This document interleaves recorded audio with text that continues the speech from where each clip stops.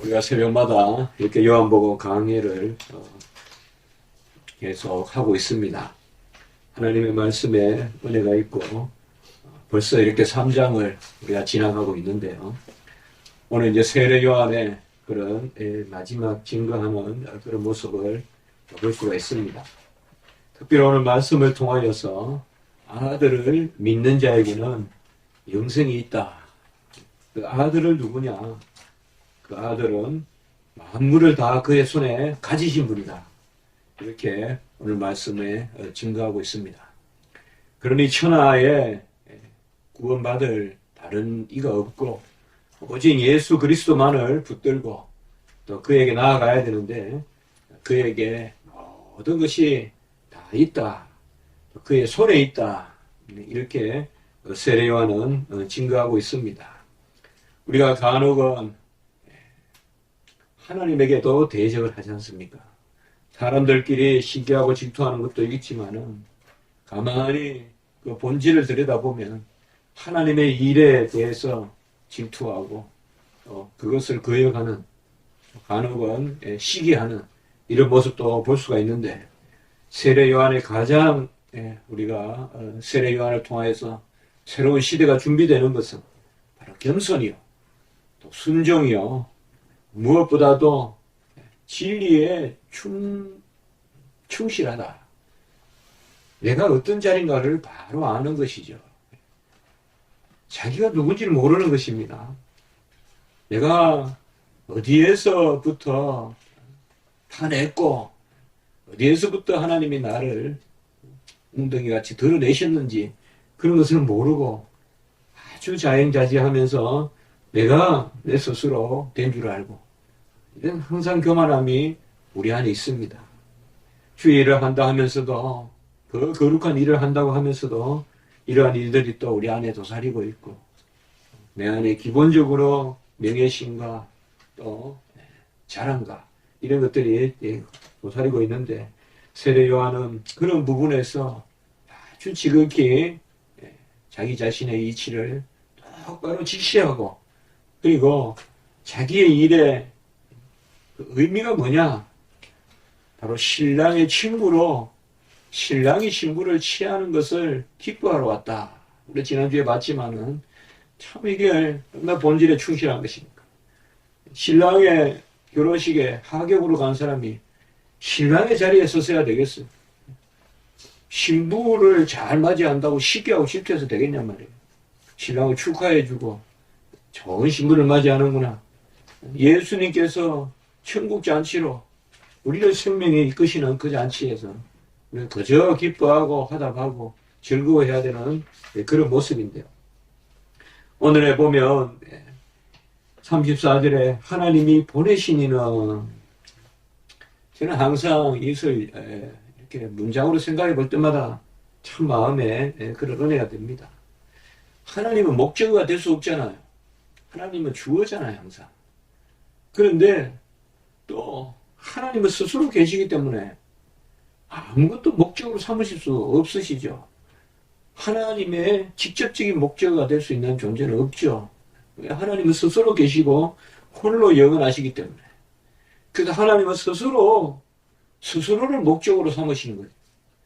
하나님이 하나님을 보내신 것이죠. 주어가 목적어가 되신 것이죠.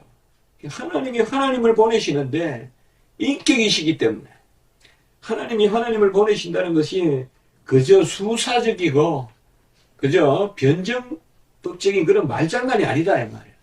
하나님이 하나님을 보내시는 것이 인격적인 것이기 때문에 우리는 삼위일체를 보게 되는 것입니다.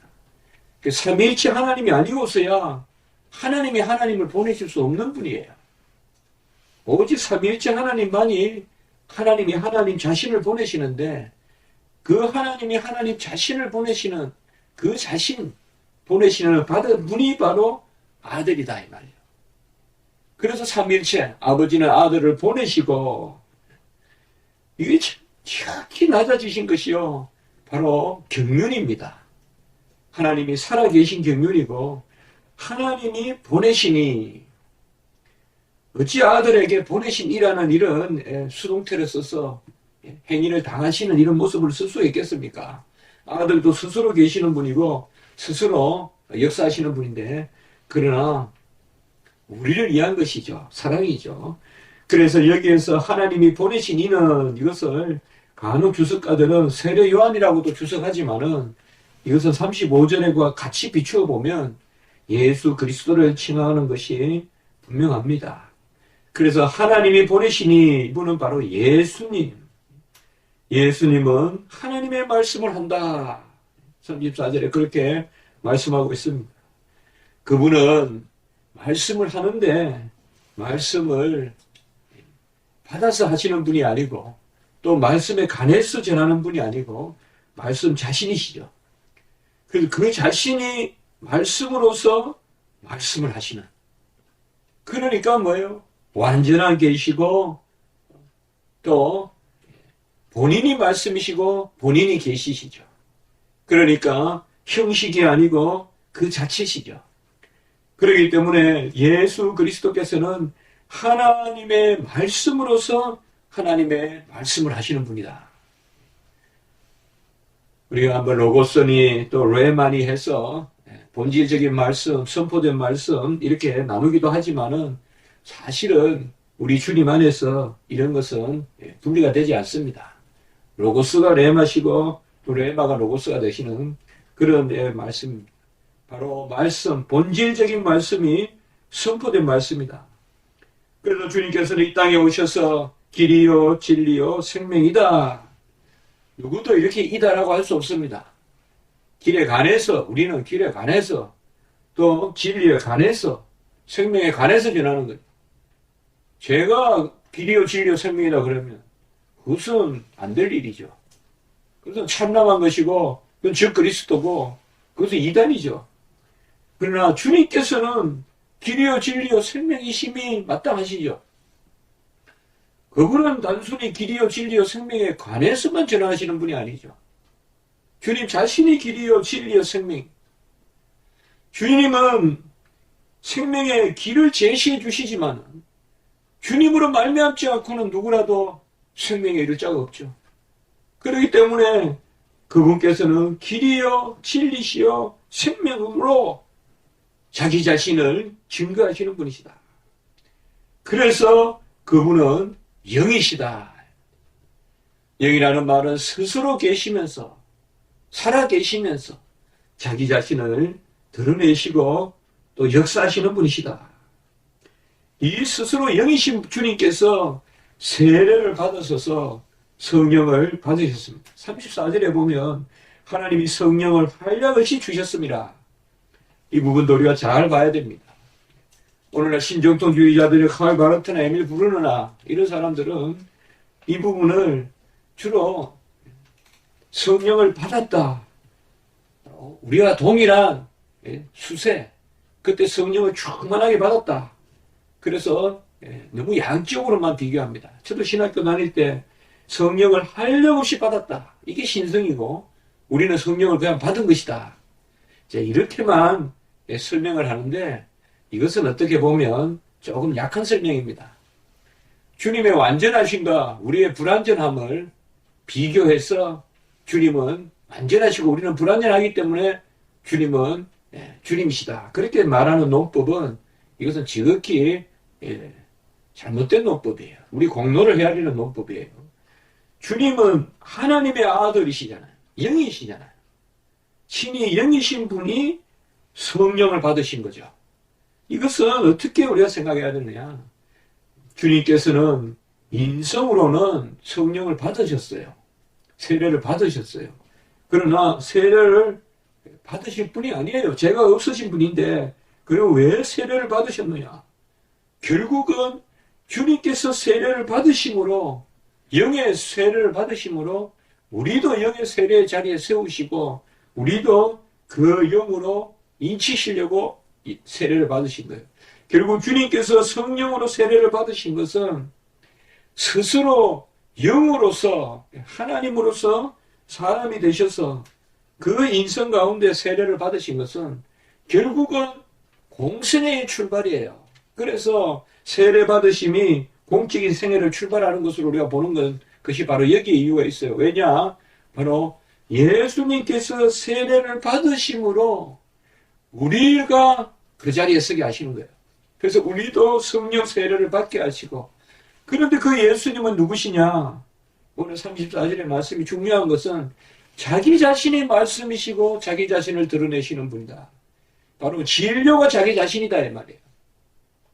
우리에게 오는 성령의 진료가 뭐냐? 우리에게 오시는 성령 그 자체가 누구시냐? 예수님이시다 이 말이에요. 영이신 분이에요. 우리가 성령을 받아요. 그 성령을 받으면 그 성령은 누구를 받는 것이냐? 예수님을 받는 것이에요. 그렇기 때문에 보혜사고 또 다른 보혜사고.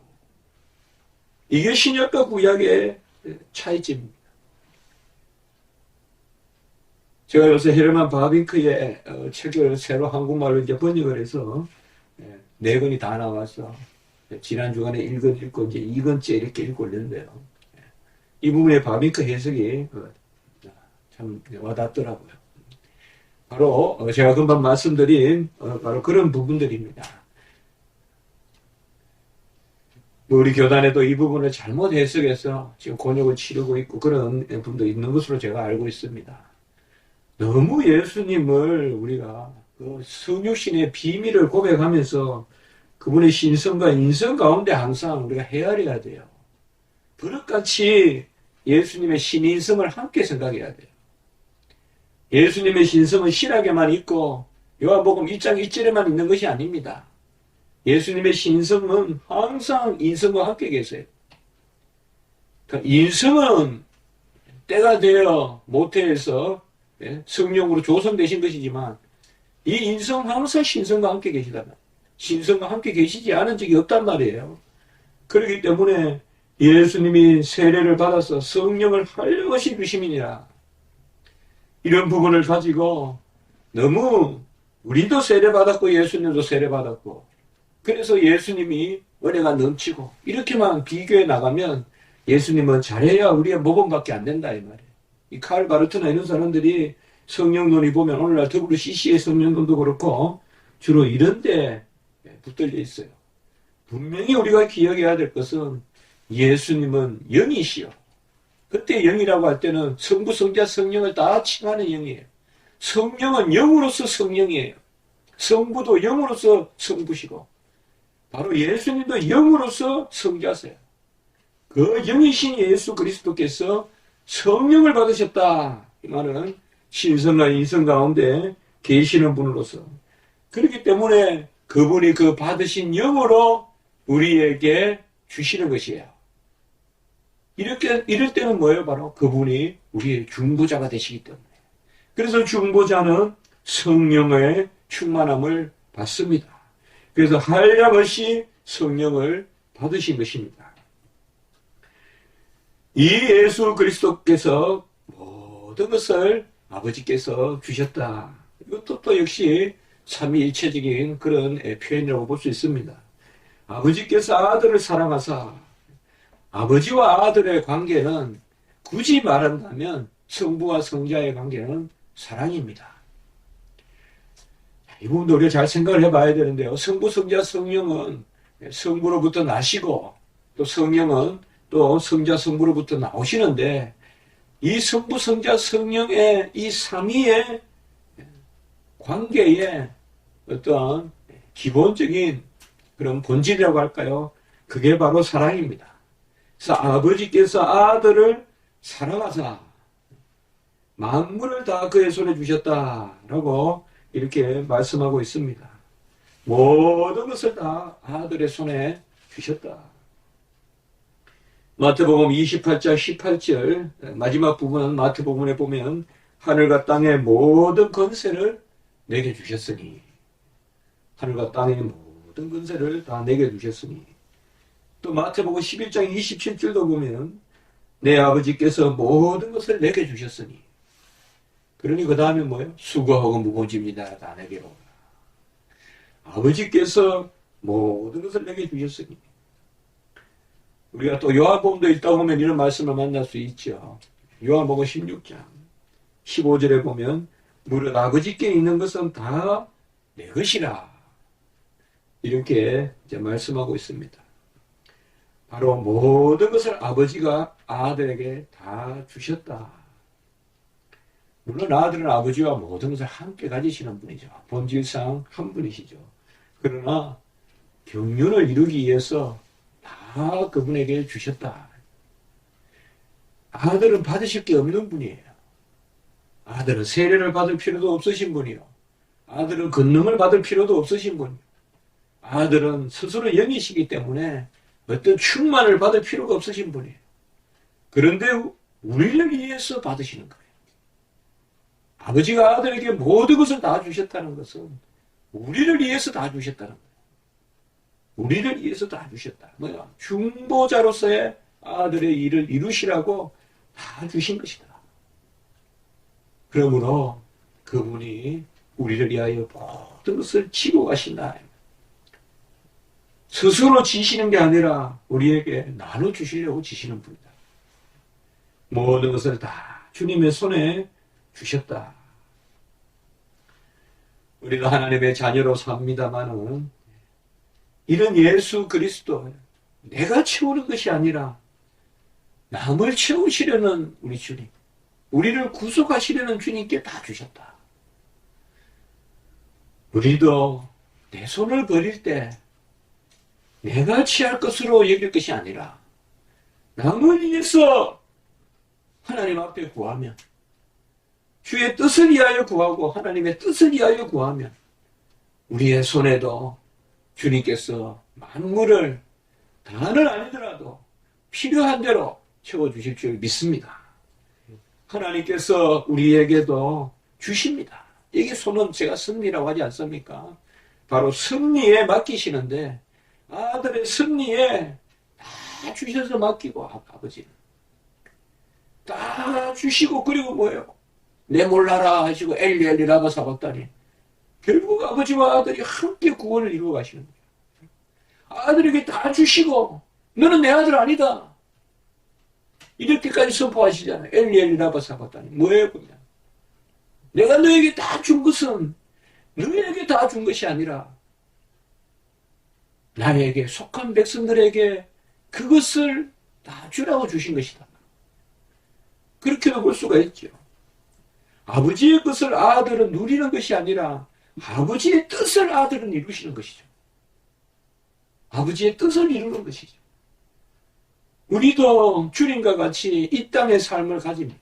주님도 이 땅에서 사셨고 죽으셨는데 우리도 어떻게 보면 이 땅의 삶이 청지기의 삶이고 대언자의 삶이고 우리도 하나님께서 주십니다. 그러나 내가 움켜쥐는 것이 아니라, 그래서 진정 엘리엘리 라마 사박다니에 대한 그런, 우리가 지금 엘리엘리 라마 사박다니 그런 저주나 주님이 행하신 그 일에 설 필요는 없죠.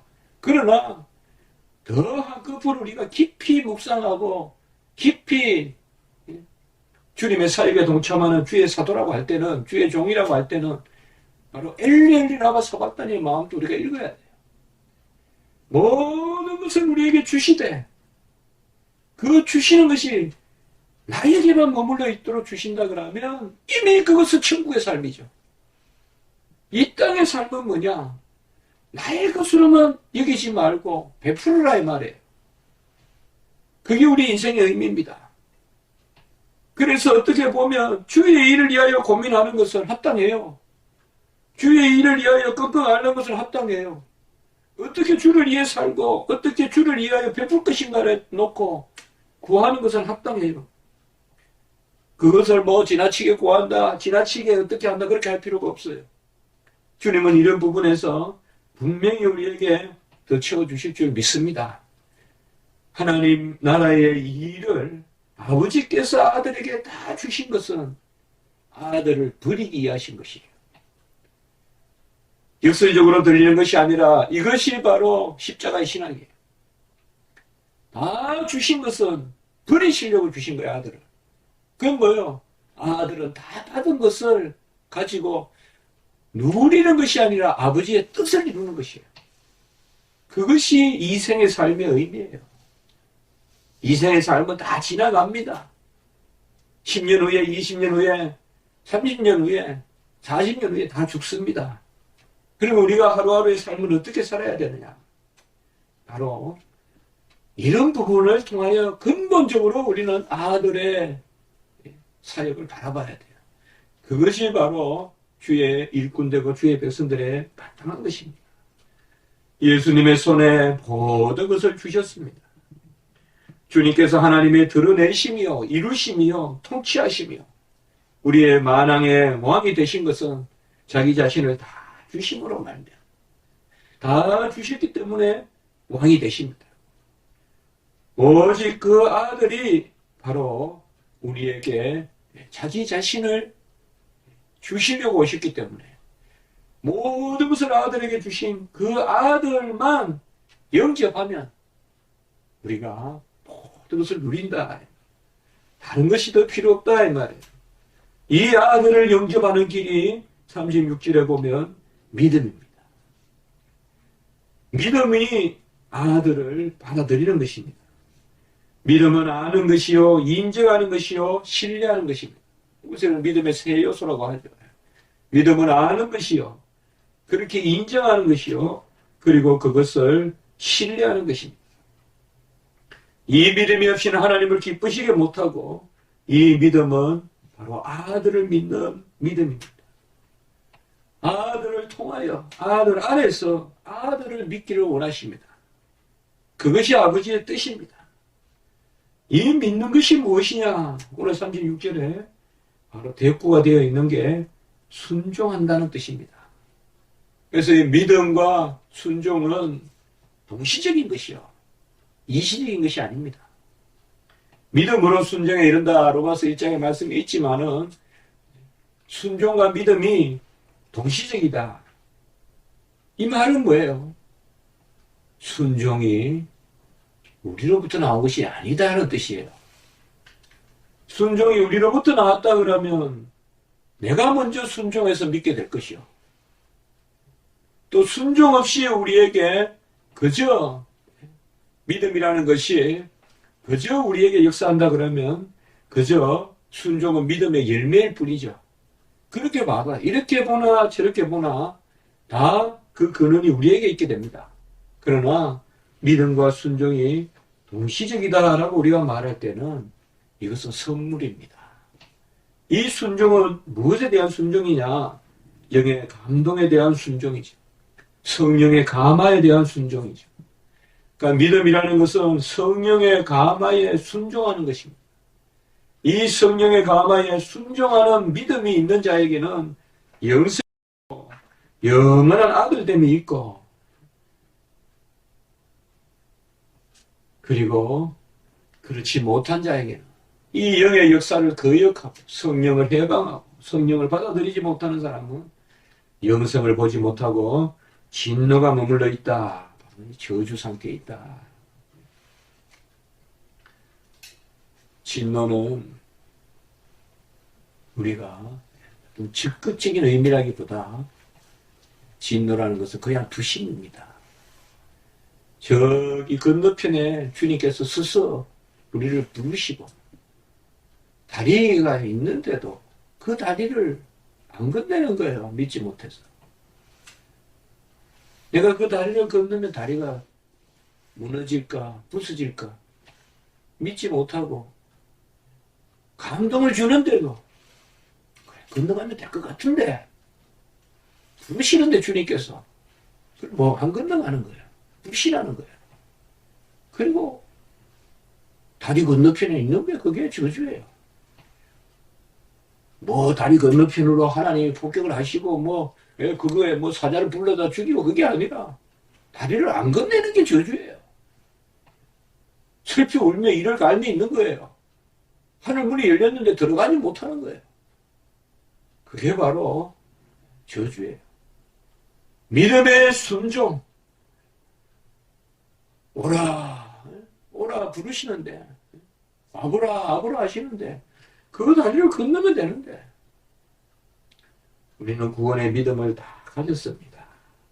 여기에서는 구원의 믿음을 말하지만, 이것을 우리의 삶에 적용해 보면, 우리의 삶도 그런 역사가 있는 줄 믿습니다. 제가 지난 주간에 복덕방을 가봤는데 그쪽이 너무나 비싸요. 그래서 제가 생각하던 거하고 너무 달라요. 그래서 많이 낙담도 됐지만 어쨌든 하나님의 뜻이면, 우리 마음에 감화를 주시고 감동을 주신 하나님의 뜻이면 너무 우리에게 하나님 바라는 게 있잖아요. 정말 이 한남동의 십자가지기 교회 너무 귀합니다. 우리가 하나님의 은혜를 전적으로 의지하되, 그러나 우리 마음속에 하나님께서 또 주시는 마음이 있다면 그곳에서 더 많이 또 전도도 하고, 또 그곳에서 우리 십자가지기 교회에 선포하고 가르치는 교회의 본연의 일도 좀 더 감당할 수 있다면 하나님께서 우리에게 또 그곳에서도 역사하지 않을까. 그래서 일체 하나님이 하시는 일에 처음부터 이성적으로 개수적으로 접근할 것이 아니라 은혜로 하나님께 접근해야 된다. 그런 생각을 해보는 것입니다. 하나님 보시기에 비싸고 싼 것이 문제가 아니라 하나님의 뜻을 이루고자 하는 순종이 문제라고 생각합니다. 그렇기 때문에 항상 우리가 아들을 믿고 모든 것을 다 주신 아들에게, 그 아들을 믿고 우리가 순종하며 나가는 그런 역사가 있기를 주님의 이름으로 축복합니다. 기도드리겠습니다. 하나님 아버지 감사합니다. 모든 것을 다 가지신 예수 그리스도께서 엘리 엘리 라바 사바다리, 이제 아버지여, 아버지가 아들로부터 또 아버지 아들을 버리시는, 바로 그리하여 우리의 저주를 아버지 친히 지고 가시는 그 아들로 또 아버지 그렇게 두시는 모습을 통하여서 모든 것을 다 가진 주님께서 우리를 위하여 모든 것을 다 주셨구나라는 말씀을 주시니 감사합니다. 하나님 아버지, 우리의 인생도 이 생의 삶의 의미도 하나님께서 주시되 그것을 그저 내가 누리는 선에서 아버지가 가지는 것이 아니라 우리도 베풀고 우리도 주님의 영광을 드러내는 도구로 사용하시기 위함이란 것을 깨닫게 하시니 감사합니다. 하나님 아버지, 믿음의 순종, 순종의 믿음 저희들에게 허락하여 주시고 마음의 감화와 감동을 쫓아 기도하고 모든 것을 다 가지신 주님을 의지하게 하고 우리가 세상적인 그런 산법으로 주의 일을 행하는 것이 아니라 믿음으로 감당할 수 있도록 인도하여 주시옵소서. 오늘 한날 주일학교와 모든 아버지 오전 오후 예배, 또 성도의 교제와 주를 위한 영광 돌림과 모든 순서 위에 하나님 함께하여 주시옵고 우리에게 섬기는 교육자들 위해 특별히 은혜를 더하여 주시옵소서. 감사하옵고 구주 예수 그리스도의 이름으로 기도드리옵나이다. 아멘.